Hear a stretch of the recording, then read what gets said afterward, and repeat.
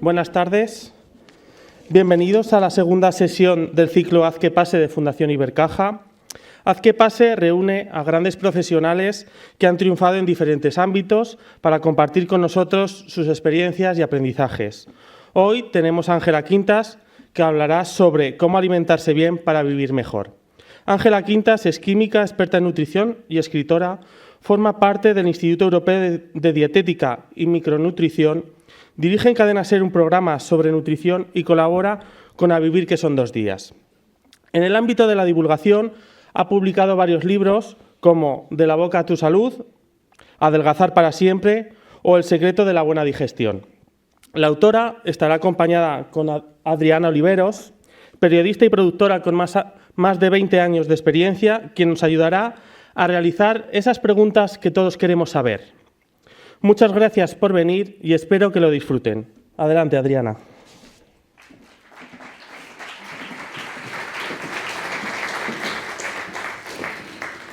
Bueno, muchísimas gracias a Samuel, el equipo de Fundación Ibercaja, que es maravilloso, hace mucho por la cultura, por la divulgación, y por eso estamos aquí hoy en este ciclo Haz que pase. A veces en el lío que tenemos alrededor, en esta vorágine que nos consume un poquito, nos olvidamos que el Haz que pase, que es un ciclo que habla sobre cambiar las cosas, sobre el cambio, empieza por uno mismo.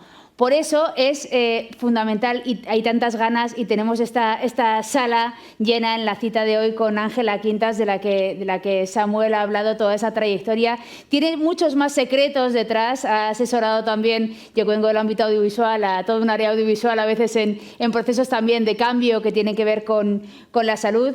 Y vamos a hacer con ella, pues lo que vamos a hacer es conversar, charlar, que nos dé esas claves y sobre todo dejar espacio para las preguntas, y hoy de manera muy especial también para esa firma de libros, que sabemos que hay mucha gente que tiene ganas de participar en ella. Con Librería París están fuera, eso será al final de la sesión. Ahora solo me queda apartarme un poquito para recibir a la auténtica protagonista y pedir un aplauso enorme, aunque ella dice, soy de perfil bajo, no es verdad. Ángela Quintas, un aplauso para ella. Gracias. Te beso, ven que te beso. Gracias. Le he dicho a Ángela, ven que te beso, porque las emociones también, ¿verdad? Para empezar está bien. Además venimos muy sincronizadas, por si alguien no se ha dado cuenta. O sea, en esta parte hemos hecho de la sincronía un valor. Y luego porque, Ángela, te agradecemos mucho para empezar, cómo triunfas en general, pero cómo triunfas en Zaragoza y que vengas a hacer divulgación. Gracias a vosotros. A mí me encanta venir a Zaragoza, siempre. Sí, sí. Disfrutando y últimamente mucho, ¿no? Sí, la verdad que sí. Estuve hace relativamente poco, como 3 semanas. Y aquí tienes este salón lleno.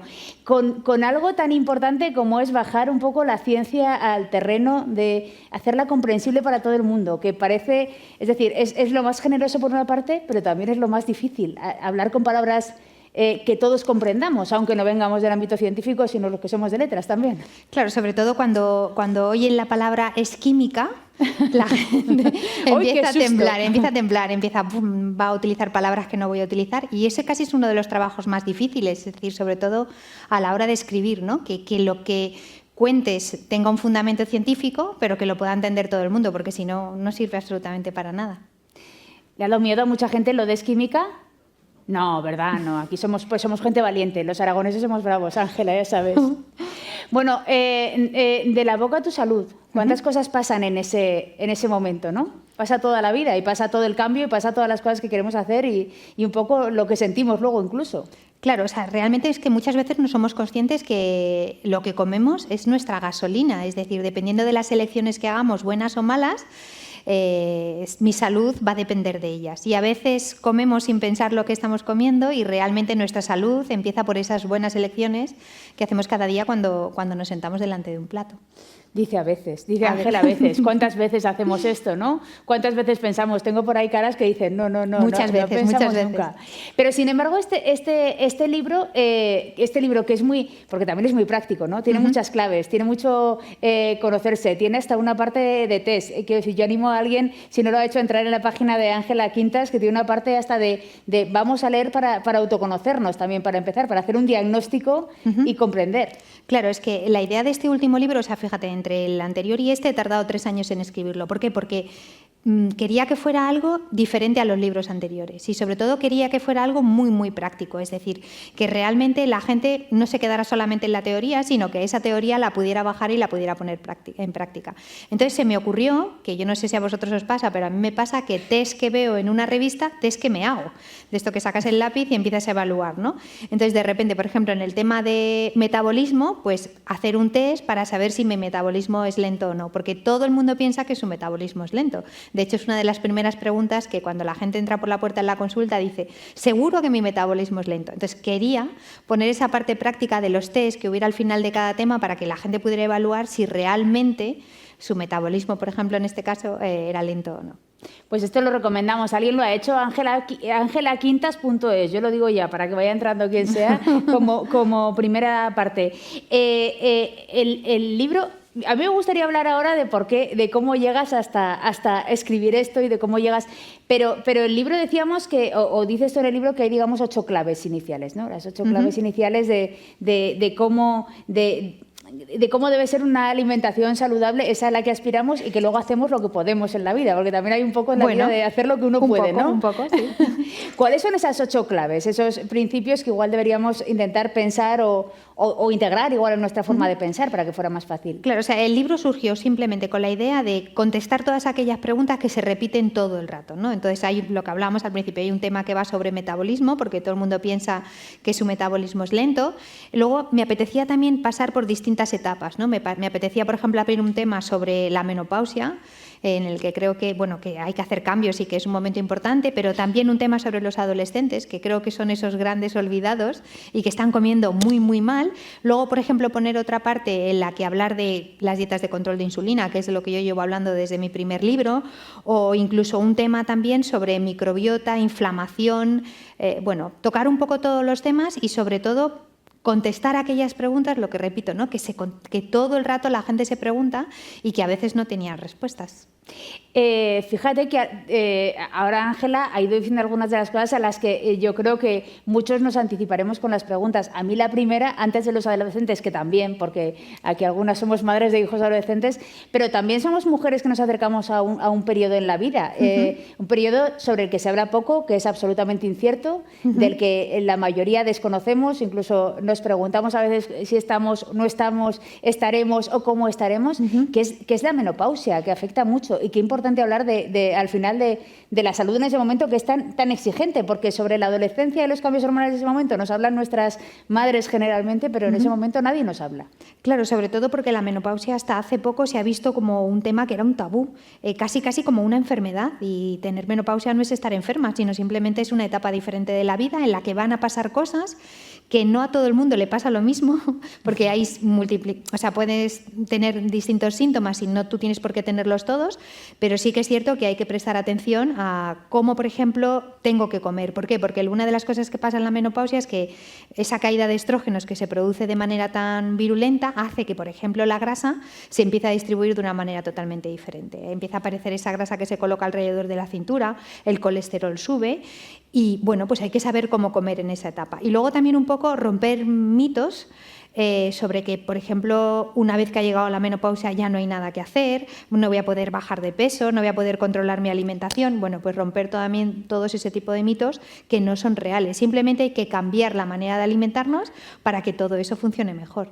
Y hablar, ¿no? Es decir, hablar. Claro, y hablar de ello. Y sobre todo porque ahora se pueden hacer 1000 cosas. Es decir, ahora tenemos muchas herramientas para sofocos, no dormir bien, sequedad, lo que decíamos, esta grasa que se coloca alrededor de la cintura. Hay 1000 maneras de poder abordar todo eso, porque ahora, ¿qué es lo que ocurre? Que realmente la menopausia nos llega en uno de los mejores momentos de nuestra vida. Es decir, estamos en el mejor momento laboral, algunos con hijos adolescentes, con lo cual eso ya sí que es un cóctel de madre con hormonas descontroladas y hijos adolescentes con hormonas descontroladas, pero estamos en uno de los mejores momentos a nivel laboral, por ejemplo, estamos en uno de los mejores momentos. Entonces, esto no tiene por qué ser un impedimento, sino todo lo contrario. Hay que hacer algunos cambios, pero se pueden hacer. Sí, pero a veces nos negamos. Yo aquí me detengo más, pero claro, es que la cosa que nos toca, y aparte que estaba diciendo Ángela, lo de la grasa que teníamos antes aquí, ¿verdad? Que ahora es más aquí y esas cosas, y yo veía hay mucho público diciendo sí, pero que son cosas que nos pasan, ¿verdad? Antes teníamos otras cosas en otros sitios.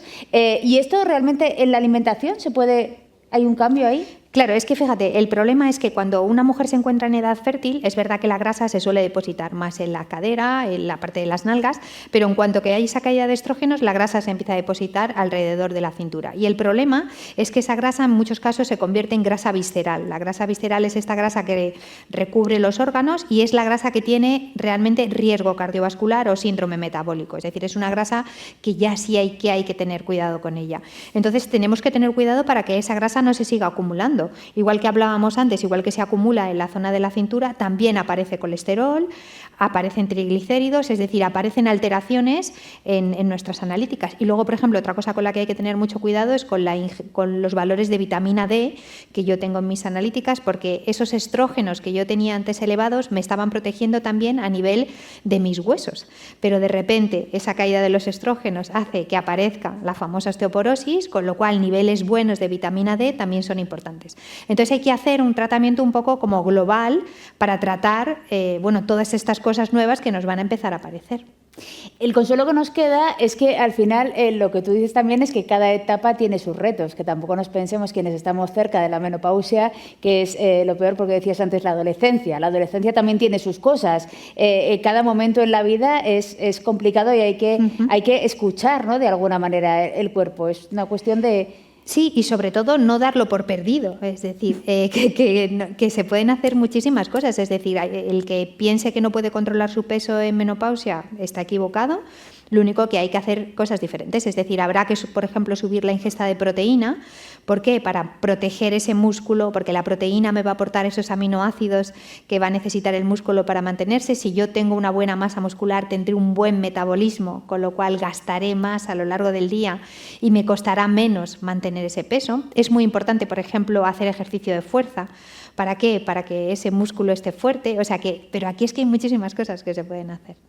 Van tomando nota, ¿no? Hombre, absolutamente. Vamos a seguir hablando del libro, pero al principio de la conversación hay una cosa que hemos hablado, que es la divulgación, el qué miedo da cuando digo, ¡ay, es química! ¡Oh, las de ciencias, las de letras! Esas cosas. Aquí podemos hablar de Bupico, porque yo creo que aquí todavía entendemos esos términos de los que éramos de letras, de ciencias. A mí me gustaría saber cómo realmente, y volviendo al inicio de las cosas, cómo realmente una persona que ha estudiado, que es química, dice, me voy a meter en el fregado de la divulgación, de empezar a escribir, de volcarme en esta otra parte tan diferente al principio de lo que uno pensamos que es el desarrollo de la química como de tal. La química. Bueno, fíjate, yo soy química orgánica y química clínica, con lo cual cuando terminé la especialidad de clínica, de repente me di cuenta que a mí no me gustaba estar en un laboratorio, que un laboratorio como tal era un rollo, porque estabas ahí durante mucho tiempo casi cocinando y al final te salía algo blanco que decías esto es 5-HTP, no sé qué, no sé cuánto, pero tú allí no veías nada. Y de repente, ahora sí que das miedo, con el 5-HTP. ¿no? Y de repente me di cuenta que estar en la cocina era exactamente lo mismo, es decir, cocinar es hacer química. Y fíjate, cuando yo terminé la carrera no existía ni la carrera de nutrición que hay ahora ni nada, entonces fue muy bonito porque me pude construir mi propia carrera, ¿no? Entonces empecé haciendo el doctorado en nutrición, luego me hice un curso de nutrición, un máster y empecé un poco a construir la carrera que yo quería hacer para realmente hablar sobre nutrición, porque en aquella época no había prácticamente nada. De hecho, cuando salió mi primer libro en el 2017, había muy pocos libros que hablaran de nutrición desde ese lado. Entonces, bueno, al final he podido construirme mi carrera un poco como yo he querido, yendo por un lado o por el otro, y ha sido genial porque ya tenía esa base de la química que me ha ayudado a enfocarlo, a lo mejor quizá, desde otro lado diferente. Y al final imagino que el camino entre un libro, otro libro, acabar haciendo un podcast, acabar colaborando en medios, ahí sí que es todo, ¿no? Aquí hay una cosa que decimos, hay una J, ¿verdad?, que dice que es como las cerezas, que coges una y sale otra, ¿no? Pues esto es un poco lo mismo, ¿no? Claro, sí, o sea, lo del dedicarme a la divulgación en medios no estaba en mis planes tampoco, surgió, de hecho, lo primero que empecé haciendo fue mi primera colaboración en cine, haciendo la película Gordos, no sé si la habéis visto, que es una película en la que fue una película preciosa porque se rodó durante 9 meses en los que yo estaba embarazada, con lo cual engordé con ellos, entonces todos engordamos en aquella película. Estábamos todos metidos en aquello y bueno, eso en el fondo fue algo muy bonito porque lo que hicimos fue subir y bajar a los actores de peso y controlando, por ejemplo, muchísimo sus analíticas, es decir, que en ningún momento sus analíticas se vieran alteradas. A partir de esa película de Gordos empezaron a salir muchísimos proyectos en cine y he hecho 200.000 con Almodóvar, con Almenábar, o sea, prácticamente casi todo lo que sale con Alberto en cine. Rodríguez, con Daniel Sánchez Arévalo, es que ahí es nada. He hecho muchísimo, sí. Y de hecho, por ejemplo, ahora estamos con 3 o 4 proyectos, es decir, todo lo que sale en cine y que de repente el actor tiene que subir o bajar de peso, tenemos la suerte de que casi siempre nos suelen llamar a nosotros. Y luego, por ejemplo, el empezar a colaborar en medios a nivel de radio surgió de la manera más tonta y de hecho yo pensaba, es que tengo voz de niña pequeña, no sé cómo voy a poder dar por radio porque creo que esta voz no va a cuadrar. Bueno, empecé un verano con Lourdes Lancho y funcionó muy bien. Empezamos hablando de nutrición, que hasta ese momento en la SER tampoco se solía hablar de esto. A Javier del Pino le encantó y ya llevo 10 años yendo todos los domingos a la radio para hablar de nutrición. O sea que, bueno, me gusta mucho, la verdad. Ahí es nada. Has hablado de una parte que es la del cine, que es verdad que es una parte, digamos, que brilla especialmente o que tiene un salseo especial dentro de lo mucho que hace de toda la parte de consulta y toda esa parte de, sí, sigo siendo química, de verdad.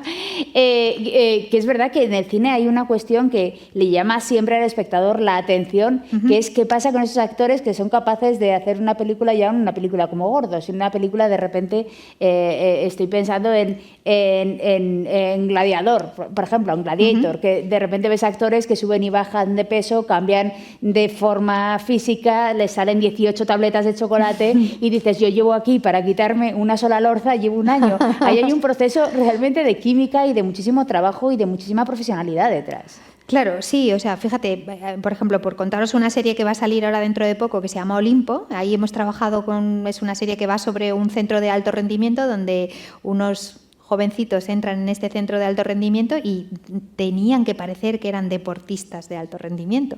Entonces ha sido un trabajo muy bonito porque hemos trabajado la nutrición, el deporte, haciendo todo junto, ¿no? De la misma gente que los de élite, si no me equivoco. Eso, ¿no? es de la misma gente que los de élite. Claro, o por ejemplo, de repente hemos hecho una película sobre una cárcel rusa, ¿no? De repente, pues ahí han tenido que adelgazar un montón. O sea, que depende del proyecto. Luego también hay veces que los proyectos no pueden ser, ¿no? A mí me han pasado anécdotas muy divertidas, como que de repente te llega un actor y te diga, bueno, es que este actor está haciendo de un yonki, pero es que en 3 semanas tiene que hacer de Franco. Ya, pues es que es imposible. O sea, si hace de yonki, en 3 semanas no podemos ponerle a hacer de Franco. O sea, eso ha llegado... Al revés sí. Bueno, al revés tampoco. Es decir, hay unos tiempos, sobre todo porque lo más importante es que la salud del actor no se vea deteriorada en ningún momento. Y ha habido veces en las que un actor hemos visto que no era capaz, es decir, alguien, imagínate que tiene que coger muchísimo peso, pero sus analíticas a priori están muy mal, entonces pues no puede ser, o bien normalizamos esas analíticas para que luego pueda coger peso, o realmente esto no lo podemos hacer. Sí, pero sí que implica que es posible, que se puede hacer y que con un estudio y unos profesionales detrás que lo hagan y que lo hagan de manera saludable, al final ese cambio lo podemos hacer. Es decir, sí que es también el mensaje de si se puede hacer para un proyecto profesional, lo podemos aplicar nosotros en nuestro día a día. Claro, o sea, si ellos pueden, nosotros también. Sí, lo que pasa que es cierto que, bueno, ahí tenemos a veces entran en juego muchos factores, es decir, tenemos entrenadores personales, a veces tenemos fisioterapeutas, tenemos gente que cuida su piel, sobre todo cuando tienen que coger mucho peso para que no les salgan estrías. O sea, al final es un trabajo muy multidisciplinar y es un trabajo muy bonito. Oye, en tu libro propones muchas cosas, me gustaría hablar del tema de la insulina, porque es como o sea, es un temazo, ¿no? Esto sí. Es un temazo. Pero propones una especie de reto de 21 días, de reto para ahora que estamos en este ciclo, ¿verdad? Haz que pase, pues para hacer un poco que pase, ¿no? Que pase ese cambio. Claro, o sea, la idea de incluir el reto 21 días en el libro era porque, vale, la teoría está. Tenemos en el libro hay alguna dieta, algún menú, tal, pero me parecía que quería pasar un paso más allá. Entonces lo que hicimos era que para la gente que se comprara el libro y subiera el ticket a la página web, rellenan un pequeño cuestionario en el que ponen peso, tal, medicación que están tomando, patologías, y les estamos enviando un reto que son 21 días, dependiendo del área que tengan que trabajar. Pues podemos trabajar metabolismo, bajada de peso, disbiosis o alteración en la microbiota, o inflamación. Entonces es un reto en el que aparecen 21 días, desayuno, media mañana, comida, merienda y cena. ¿Por qué? Porque nos hemos dado cuenta que si realmente ese cambio lo hacen y durante 21 días toman las riendas de su alimentación, lo van a cambiar seguro, y a lo mejor eso les hace clic para que ya tengan ganas de seguir por ese camino. Pero qué bonito, ¿no? Es una manera de acompañarnos a todos. Yo ya estoy aquí, me voy ahí a buscar a los señores de Librería París. Es una manera de acompañarnos a todos porque es lo que queremos hacer, y muchas veces no nos atrevemos porque no nos sentimos acompañados. Es decir, llevarlo a cabo a través de eso. Claro, la idea sobre todo es que el libro sea muy práctico, porque creo que libros de nutrición hay miles. Este ya es mi 5º libro, con lo cual en los libros anteriores ya he contado muchas cosas, pero sobre todo la idea es que fuera muy práctico. Oye, hablamos de la inflamación, porque eso es una parte de la que hablas mucho. Quiero decir, me imagino que hay cuestiones de peso y hay cuestiones de inflamación, que es diferente y que también es un grandísimo problema. Claro, fíjate, mira, si hablamos de inflamación podemos hablar de 3 tipos de inflamación. La primera inflamación sería la de, me doy un golpe, se inflama, eso todos sabemos lo que es. La segunda inflamación, por ejemplo, sería la de como cosas y me hincho, me sientan mal, tengo gases, tengo distensión abdominal. Ahí podríamos estar hablando de una alteración en la microbiota, es decir, se ha perdido ese equilibrio y hace que haya bacterias que estén generando más gas de lo normal. Pero existe otro tipo de inflamación, que es la que llamamos inflamación silenciosa. Yo en el libro la describo como si fuera un iceberg, porque solamente estamos viendo la punta, pero lo que hay debajo es muy importante, que esa inflamación normalmente no suele dar prácticamente sintomatología, ¿no? A lo mejor tengo algo de dolor muscular, me cuesta perder peso, no sé qué me pasa, pero me estoy poniendo mala todo el rato, me lo cojo todo este año. Entonces eso puede ser, por ejemplo, una inflamación silenciosa. Y es verdad... Te van diciendo que sí también, que si esa este inflamación silenciosa no la corregimos, pues puede ser que nos lleve a tener enfermedades mucho más graves, pues no sé, como una diabetes tipo 2, un síndrome metabólico o incluso algo mucho más grave. Entonces la inflamación es muy importante conocerla. ¿Y eso es en una determinada época de la vida? Quiero decir, la inflamación es algo... Yo lo acabo de relacionar con lo que hablábamos de la menopausia, pero no sé si es verdad. No tiene por qué. Es decir, normalmente la inflamación silenciosa puede venir asociada, por ejemplo, por un desequilibrio entre, aquí me pongo un poco química, entre los ácidos omega 3 y omega 6. ¿Qué ocurre? Que la proporción de ácidos omega 6 que nosotros estamos consumiendo es mucho más alta que la que deberíamos. ¿Por qué?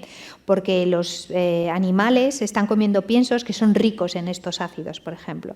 Todos los productos ultraprocesados, casi todos son muy ricos en omega 6, y eso nos está produciendo este desequilibrio entre estos ácidos omega 3 y omega 6, y eso hace que se produzca inflamación en nuestro cuerpo, por darte un detalle. Pero no tiene por qué producirse en la menopausia, puede producirse en cualquier etapa. Es verdad que la gente joven tiene menos posibilidades, pero puede aparecer en cualquier momento. Bueno, pero hablabas por ejemplo, de alimentos ultraprocesados ahora, también en lo que comen, ya no nosotros como especie humana, sino otras especies a las que nos comemos. Pero hablando de eso, y por un tema que has citado antes, y que yo creo que también estamos aquí unas cuantas madres de hijos adolescentes, vamos a reivindicarnos como las de esa etapa. Hablabas también ahí hay también hábitos de salud que hay que vigilar muy bien, ¿no? Nos estamos dando cuenta, nos fijamos en los niños muchas veces, nos obsesionamos con que los bebés, los niños de temprana edad coman bien, pero en los adolescentes hay una época... Claro, yo que soy madre de niños adolescentes... Te va, ¿no? Te va. Sé de lo que estoy hablando. Claro, lo que me doy cuenta es que en la consulta, es decir... Cuando una mujer se queda embarazada, se cuida muchísimo, los primeros años del bebé, todo fenomenal, pero de repente los adolescentes tienen dinero para poderse comprar cosas. Es decir, es en el momento en el que ellos ya pueden hacer elecciones. ¿Y qué ocurre? Que vivimos en una sociedad en la que está lleno todo de ultraprocesados, de bebidas energéticas. Cuidado con las bebidas energéticas. Y claro, no nos vamos a negar, es que están muy ricos. Es decir, son alimentos que son muy palatables, que producen mucho placer al comerlo, porque tienen muchas grasas, muchos azúcares y son muy fáciles de encontrar.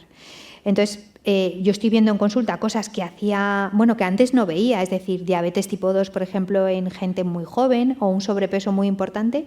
En esto muchos adolescentes. Entonces creo que los adolescentes de ahora no se están alimentando como nos alimentábamos nosotros cuando éramos adolescentes. Y es algo que me preocupa, porque estamos un poco como que todavía no le estamos prestando atención, pero no sé muy bien qué va a pasar cuando estos chicos que tienen ahora 15, 16, 17, 18 años lleguen a tener 30 y pico, porque ya estoy viendo valores de colesterol altísimos, de diabetes tipo 2 en gente muy joven que antes no se veía. Y porque eso determina de alguna manera, ¿no? Quiero decir, no digo que no tenga la misma importancia tener esos niveles con 15 o 14 o 16 años que con 40, claro. pero sí que determina un poco lo que va a pasar después. Es decir, Claro, fíjate, mira, cuando un paciente se le detecta una diabetes tipo 2, lo que ocurre es que su hemoglobina se empieza a glicar, es decir, la hemoglobina es la molécula que se encarga de transportar el oxígeno. Cuando tú respiras, la molécula de hemoglobina se une al oxígeno y oxigena todas las partes de tu cuerpo. Bueno, cuando yo tengo una diabetes tipo 2, lo que ocurre es que esa hemoglobina se empieza a glicar. Yo digo que es como si se garrapiñara, ¿vale? Como una almendra garrapiñada. No nos hables de comida a estas horas y menos de almendras garrapiñadas, Ángela. Claro, entonces, ¿qué ocurre? Que estamos viendo que hay adolescentes que ya tienen esa hemoglobina glicada muy joven. Esto era algo que veíamos antes en gente muy mayor. Pues hacemos analíticas y vemos que hay adolescentes que tienen hemoglobina que se está empezando a glicar. Y eso es porque están haciendo un mal abuso, o sea, están comiendo muy mal, están comiendo lo que decíamos, ¿no? Alimentos ricos en grasa, no paran de hacer picos de insulina. Bueno, pero es que todos estos alimentos están muy ricos y los tienen al alcance de la mano.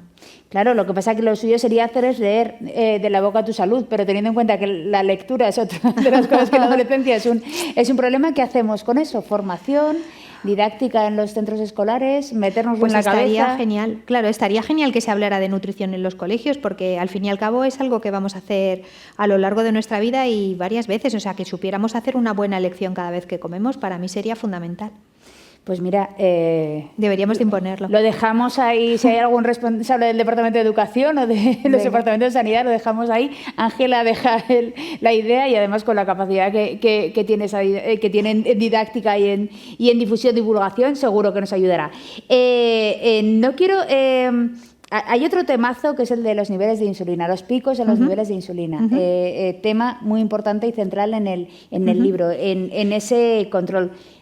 ¿Por qué hay que valorarlo y qué consejos prácticos podemos adoptar en el día a día? Claro, fíjate, primero decir que es un pico de insulina. Eso. Seguro que todos habéis tenido alguna vez algún pico de insulina. Imaginaros no sé, se me ocurre, una paella y una copa de vino y una siesta.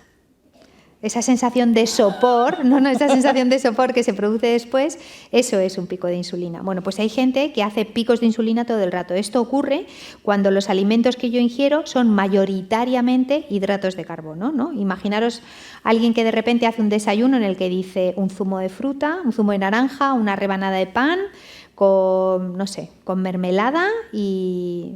no sé qué más se me puede ocurrir, o con tomate, ¿no? Una rebanada de pan con tomate.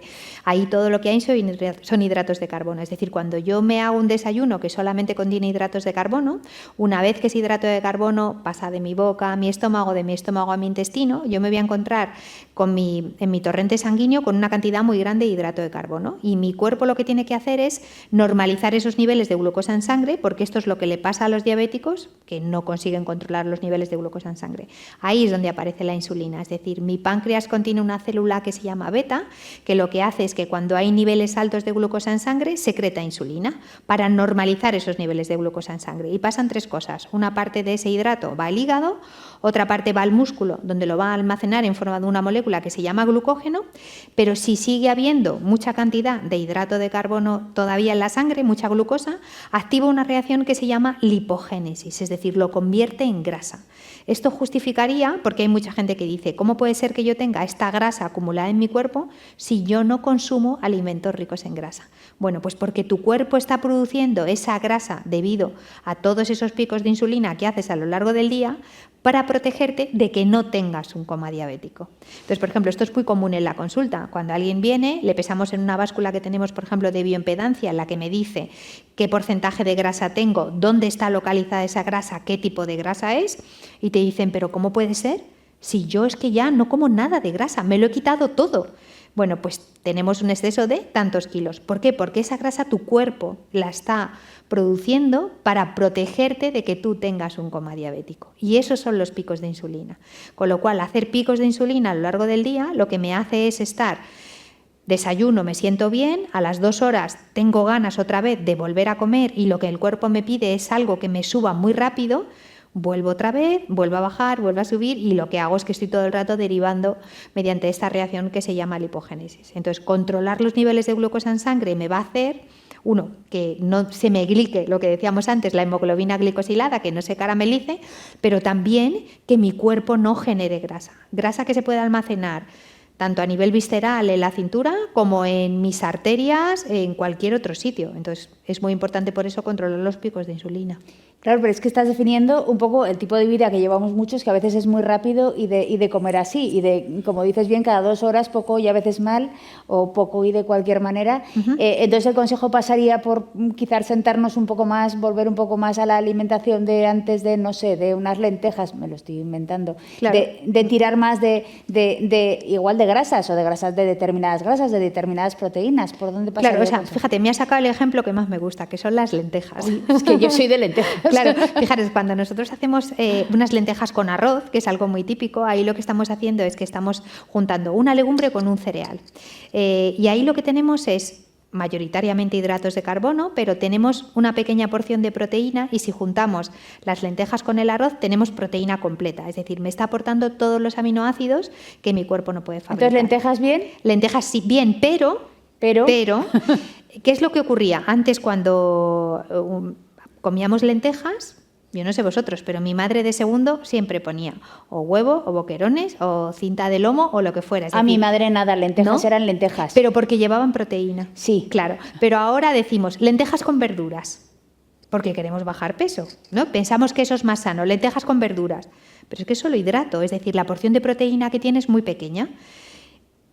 Y encima estamos utilizando vajillas que no tienen nada que ver con aquellos platos de Duralex en los que cabía cacito y medio de lentejas. Ahora utilizamos pozas, sí, que casi pueden caber 5 cazos de lentejas. Entonces, ¿las lentejas son maravillosas? Sí, pero me está faltando ese aporte de proteína que hacíamos antes tomando de segundo boquerones, huevo o cinta de lomo. Entonces consiste en combinar muy bien el hidrato con la proteína.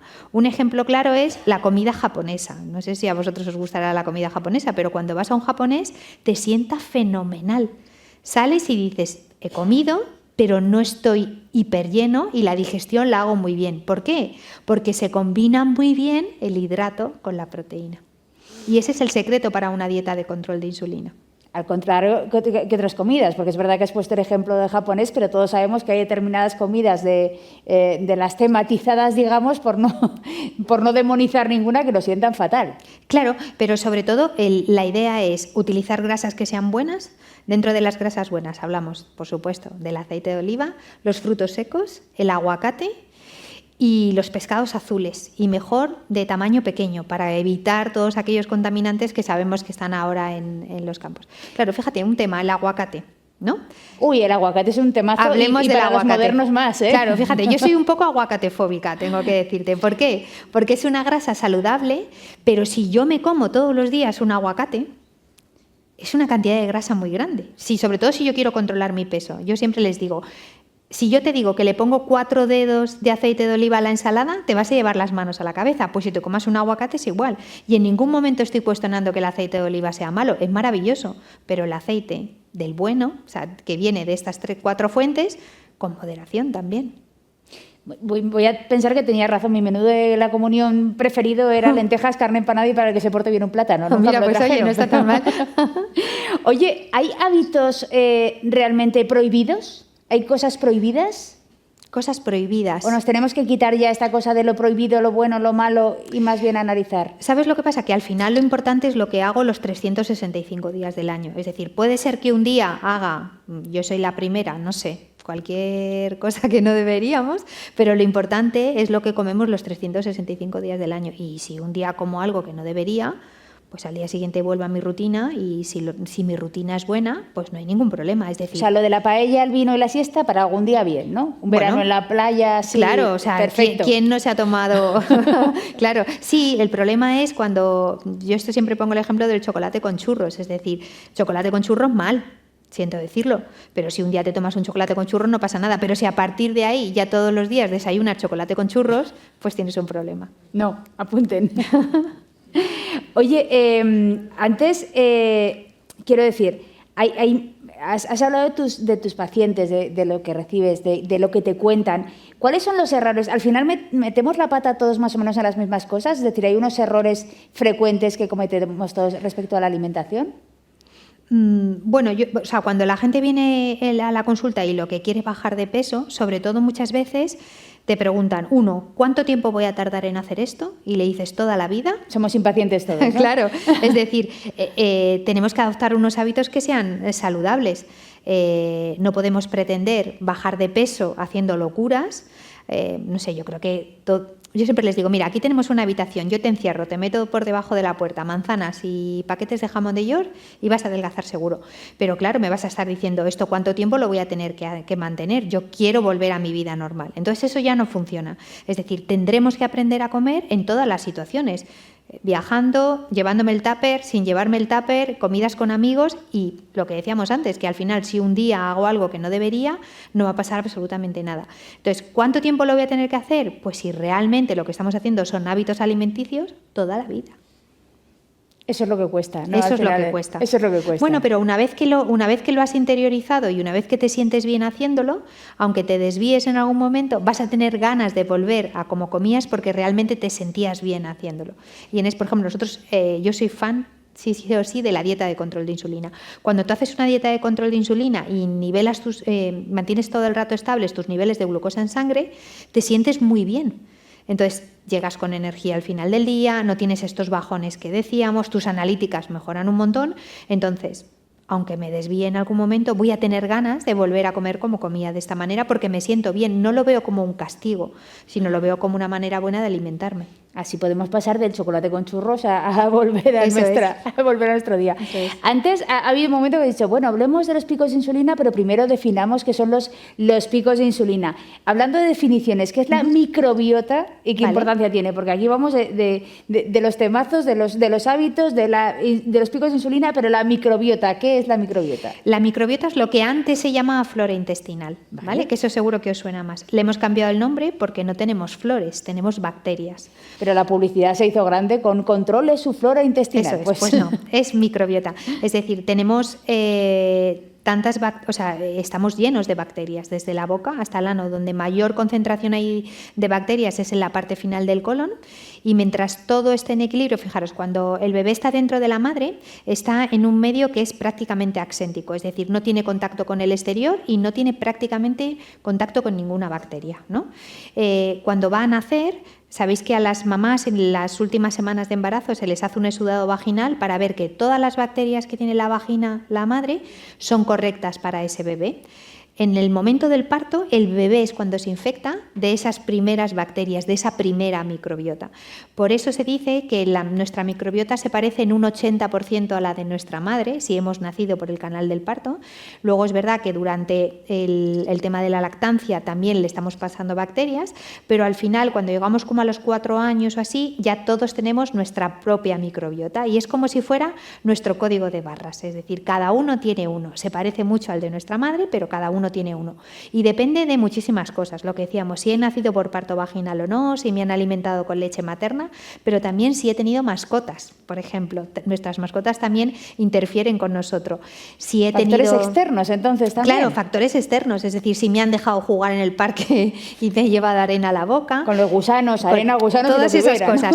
Al final eso hace que nuestra microbiota sea lo más diversa posible. Y mientras no pase nada, es decir, mientras no haya una alteración en esa microbiota, se mantiene más o menos estable hasta ya cuando somos bastante mayores. Es verdad que puede haber pequeñas alteraciones, ¿no? Todos hemos tenido una gastroenteritis, pero bueno, nuestro cuerpo es capaz de reequilibrar, ¿no? Ahí, por ejemplo, podemos utilizar alimentos que nos ayuden, como puede ser el kéfir o el yogur, ¿no? Que nos pueden ayudar a tener un poco esa microbiota estable. El problema es cuando aparece algo diferente. Por ejemplo, las cosas que más alteran la microbiota serían la toma de antibióticos, corticoides, antiinflamatorios, el estrés es una de las cosas que más altera la microbiota, el consumo de ultraprocesados, el sobrepeso, el tabaco. Entonces, cuando ahí así se produce ese desequilibrio en la microbiota, empiezan a aparecer cosas y empiezan a aparecer síntomas, ¿no? Desde el famoso sobrecrecimiento bacteriano, que ahora lo estamos utilizando, o sea, que se está poniendo muy de moda, alergias, intolerancias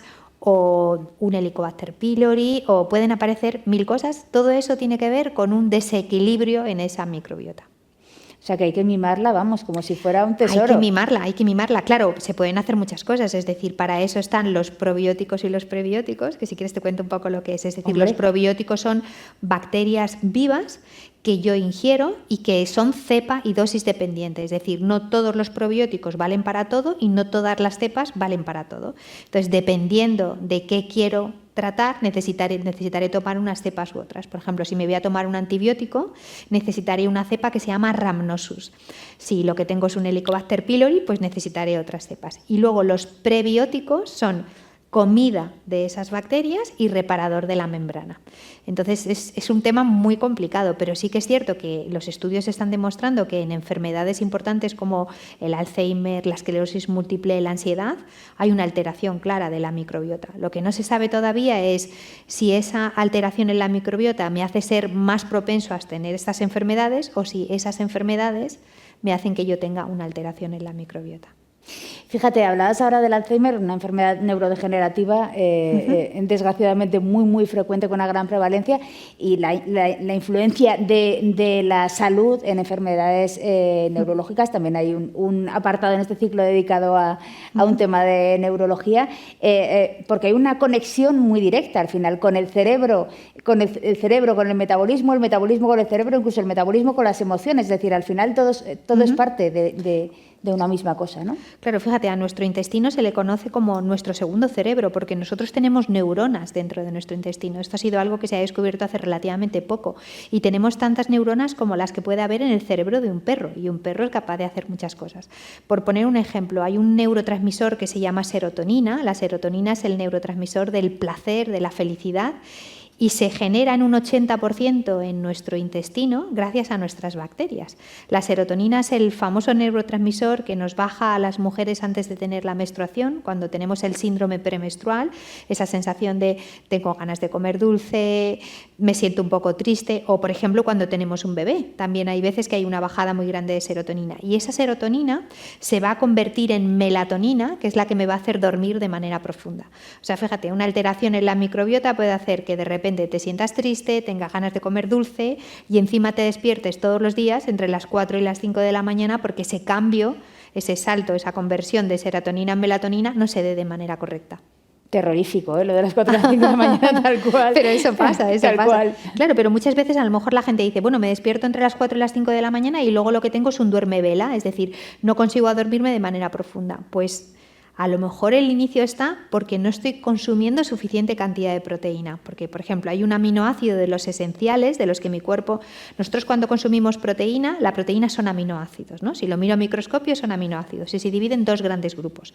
Unos que se llaman esenciales y otros que se llaman no esenciales. Los esenciales mi cuerpo los puede fabricar, es decir...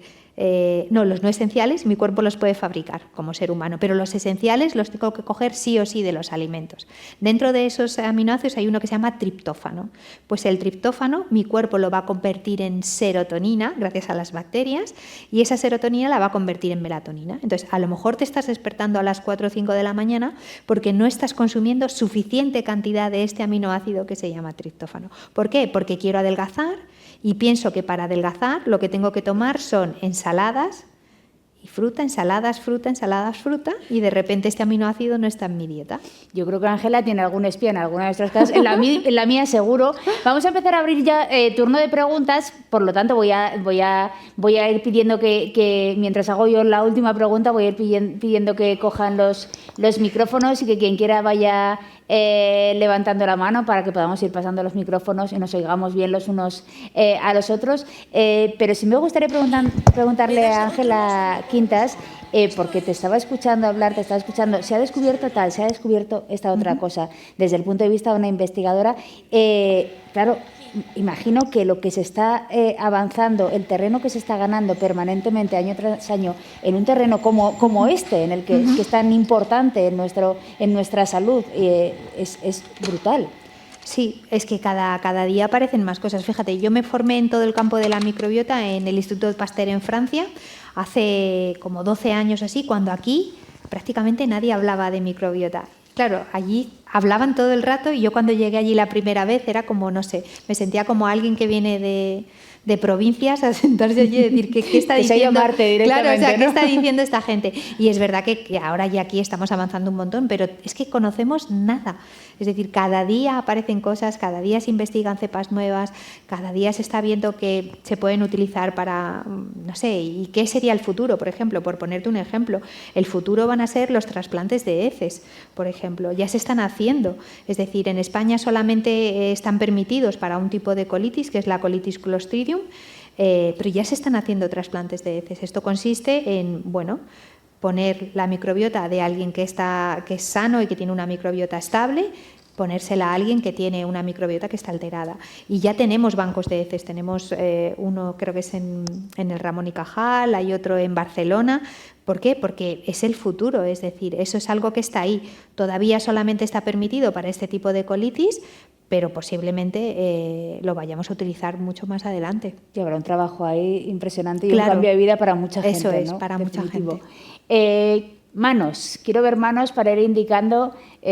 La primera pregunta siempre es la más complicada, yo puedo seguir de aquí a más allá, pero aquí tenemos. Un momento que le damos el micrófono porque quiere saber toda la sala y a partir de ahí arrancarse. A ver, vamos. No se oye. ¿Ah, sí? Me voy a ver yo el micrófono si hace falta, vamos, aquí los de audiovisual. No me voy a verlo porque he perdido la petaca. ¿Sobre los? Ayunos intermitentes. Ah, vale. Este temazo no lo he sacado yo, vale. Y has visto que aquí... ¿Ah, sí? No, Ángela, tú dale, que sí, yo vale. mientras... Vale. Bueno, a ver, fíjate, cada vez se están publicando más evidencias científicas sobre que abrir una ventana en la que no se consume nada, por ejemplo, imagínate, desde la noche hasta el día siguiente al mediodía y dejar descansar a nuestro páncreas para que no secrete insulina, tiene un beneficio para nuestra salud. Pero yo lo que me estoy dando cuenta es que hay mucha gente que está haciendo una mala interpretación de los ayunos intermitentes.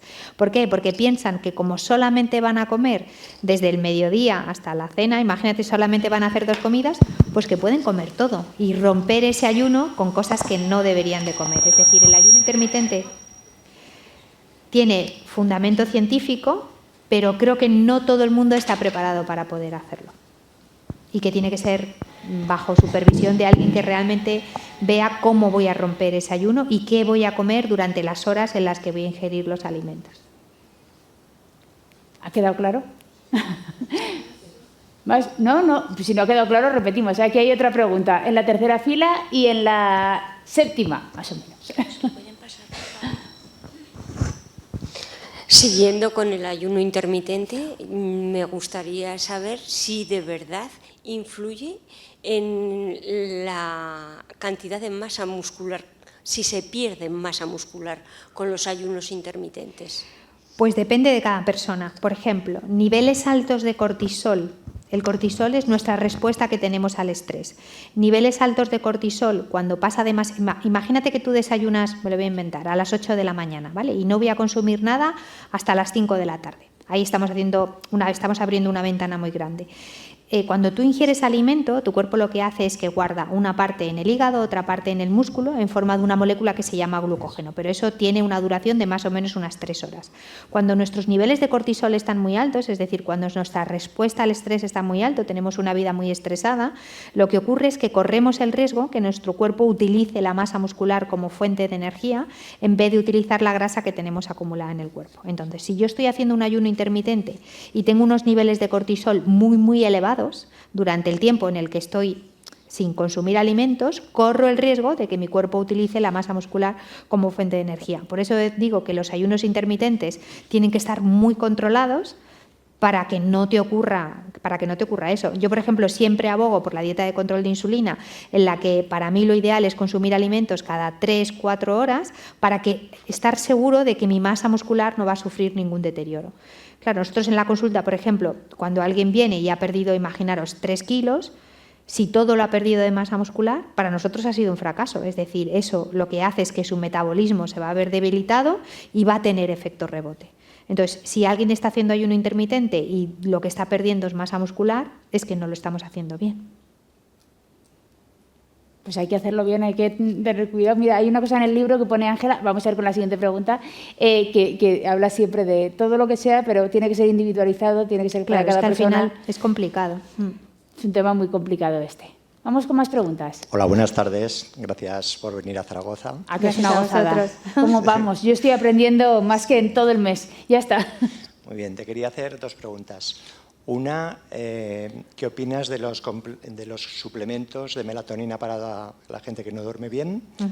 Y la segunda, una controversia que hay en el mundo del deporte aficionado sobre algunos entrenamientos en ayunas, que hay gente que es muy favorable y otra gente que no es favorable. Supongo que a todo el mundo tampoco le sientará bien lo mismo, vale. Pero sobre estos 2 temas quería hablar. Fíjate, sobre lo de hacer deporte en ayunas, depende de cada persona. Es decir, si eres alguien que estás muy adaptado al deporte, en principio puede ser recomendable, pero si eres alguien que no estás adaptado al deporte, se ha visto que es mucho mejor tener almacenada una pequeña porción de glucosa en forma de glucógeno en el músculo para que sea tu cuerpo lo primero que utilice y luego empiece a utilizar la grasa como fuente de energía. Entonces, no estamos hablando evidentemente de comernos, no sé, un cocido y luego irnos a hacer deporte, pero sí, por ejemplo, consumir algo que tenga hidrato proteína, ¿no? Por ejemplo, un yogur o algo así, me serviría para proteger a mi cuerpo y que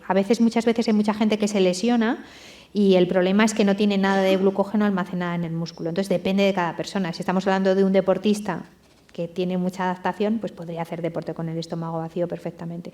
Nosotros, cuando hacemos la dieta de control de insulina, una de las reglas cuando viene alguien que quiere bajar peso es no hacer deporte con el estómago vacío. ¿Por qué? Porque suele ser gente que tiene bastante sobrepeso y que a lo mejor no hace nada de deporte. Entonces, bueno, primero vamos a proteger un poco, ¿no?, con ese glucógeno almacenado en el músculo y luego iremos viendo. Y la segunda pregunta sobre la melatonina. Bueno, la melatonina es un buen inductor del sueño, es decir, tomado como 15 minutos o algo así antes de tomar, pueden dar buenos resultados. Ahora se está sacando, hay muchos laboratorios que están sacando melatonina de liberación prolongada, no sé si lo conoces. Esa es genial porque lo que hace es que tienes melatonina, luego tienes una sustancia que es inocua y luego tienes otra vez melatonina. Entonces, eso es genial para la gente que primero le cuesta conciliar el sueño, pero que luego tiene un despertar sobre las 4 o las 5 de la mañana, porque realmente sería como si se tomara una pastilla en ese momento y a las 5 de la mañana se tomara otro poquito de la pastilla.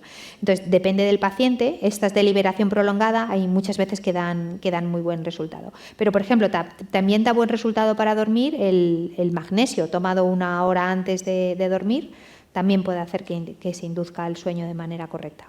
Es lo mismo, o sea, depende de cada caso y depende de cada persona.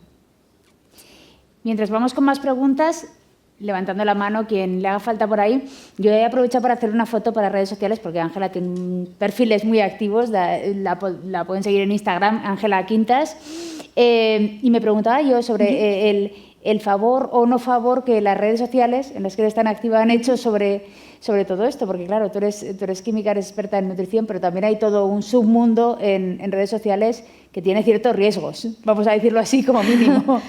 Bueno, fíjate, yo en redes sociales suelo ser muy, muy prudente, muy prudente.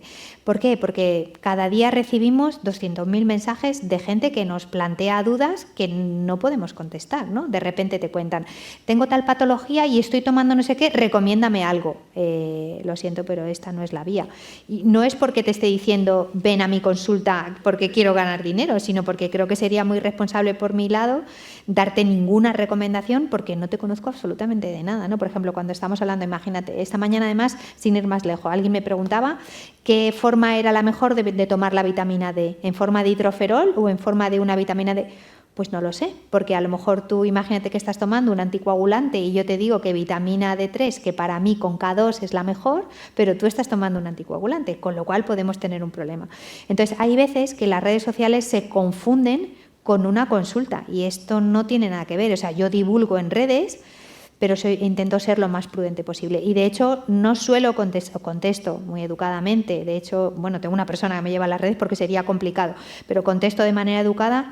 Una gran persona que te lleva a las redes. Una gran persona que me lleva a las redes. Por si está por aquí, ¿eh? Porque pero claro, es difícil porque hay gente realmente que quiere que le hagas una consulta a través de las redes sociales o que le digas una solución para su problema. Y es que sería muy responsable por nuestro lado. Pero, por ejemplo, también nos ha pasado esto con el reto.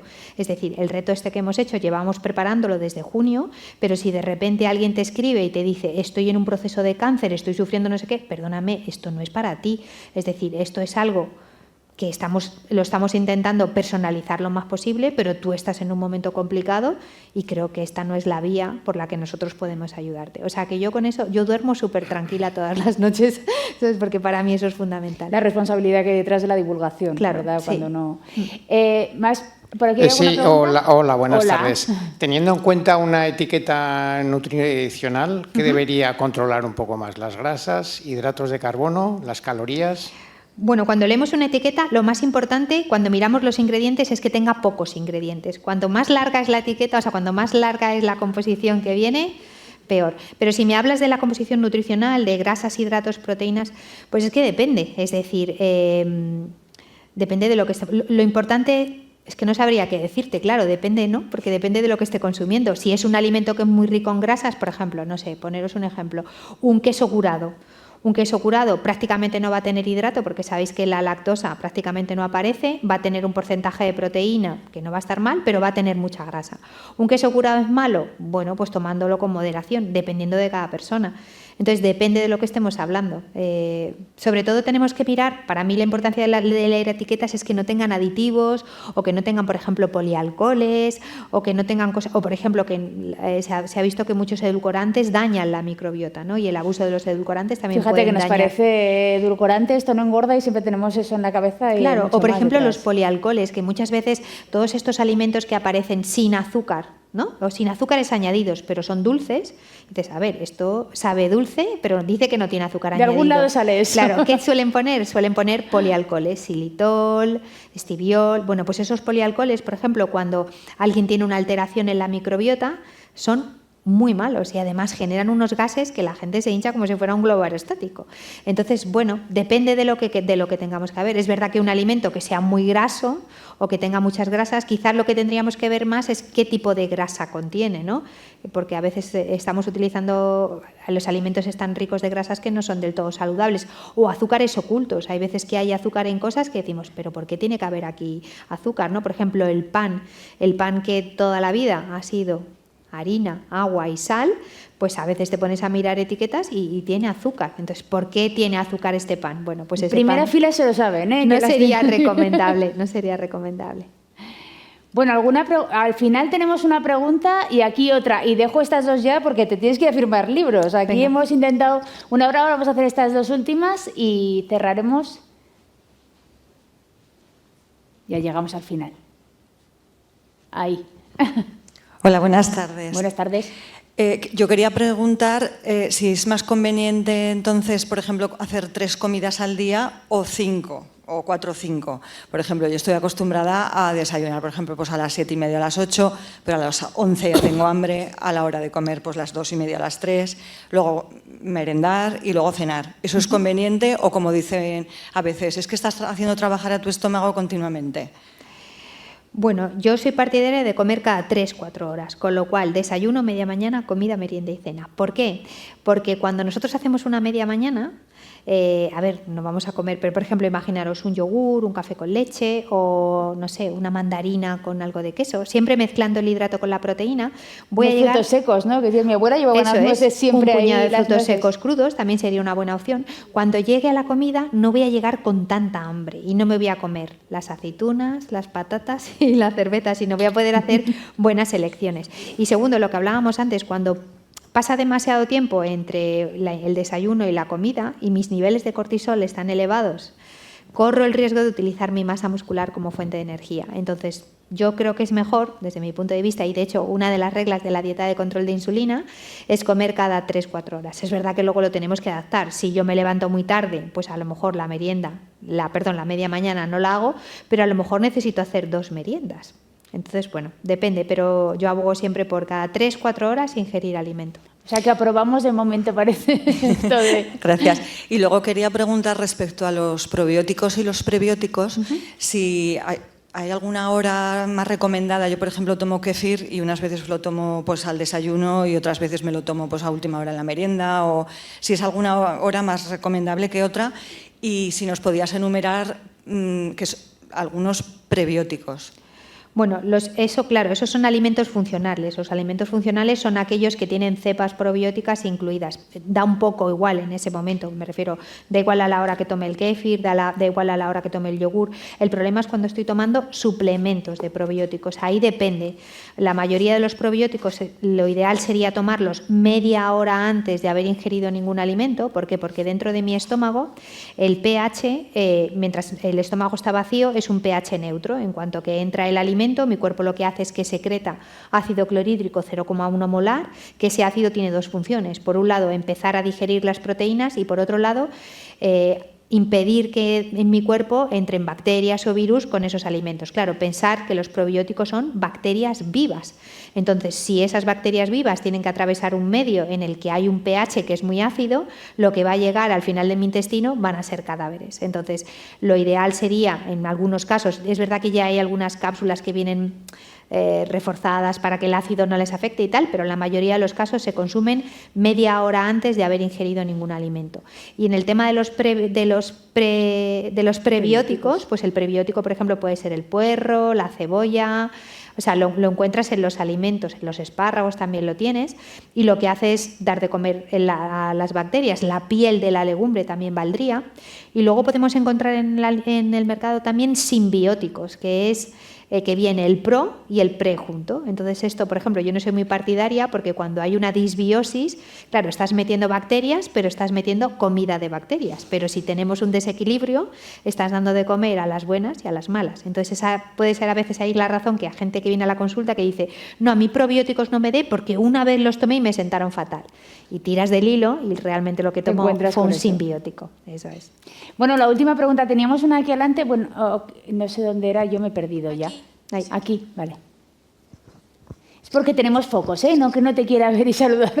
Tranquila. Muy buenas tardes, Ángela. Gracias por tu tiempo. Me gustaría que nos dieras 2 consejos. Uno como especialista en nutrición y otro como Ángela. De cómo iniciar el hábito de alimentarse bien. Uno como nutricionista y lo otro como persona, como una amiga. Ha dicho casi Ángel, ¿eh? Qué difícil. Bueno, yo creo que para empezar a hacer un cambio, para mí lo más importante es hacer un buen menú semanal. Un buen menú semanal, una buena lista de la compra y tener esos alimentos en casa, ¿no? Porque si yo quiero hacer un cambio y no tengo una buena planificación, lo tengo difícil. Otra cosa es que yo el miércoles decida salir a cenar, pero no porque no tenga nada en casa para poder hacer esa planificación. Eso te lo diría a nivel nutricional. Y a nivel de Ángela, no sé qué decirte. Bueno, pues que seguro que los pequeños cambios seguro que se notan rápido. Es decir, tampoco podemos pretender cambiar de la noche a la mañana, ¿no? Pero que pequeños cambios que hagas, seguro que te vas a sentir mejor. Seguro, estoy segura. Muchísimas gracias. A ti.